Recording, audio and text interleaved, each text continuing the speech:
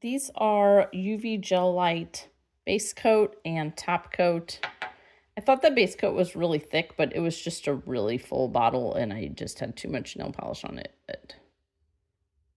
It's a nice thick brush. It was easy to apply.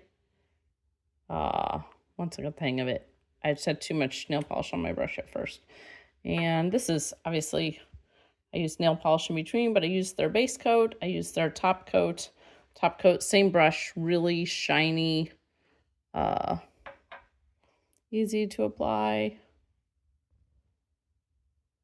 I would get it again.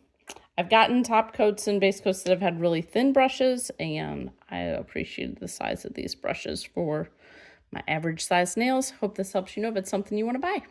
If you'd like to purchase it, there's a link in the description. We get a small commission and it would really help us out. Hey, my name's Chris, and with my wife Abby's help, we're on a quest to review literally everything.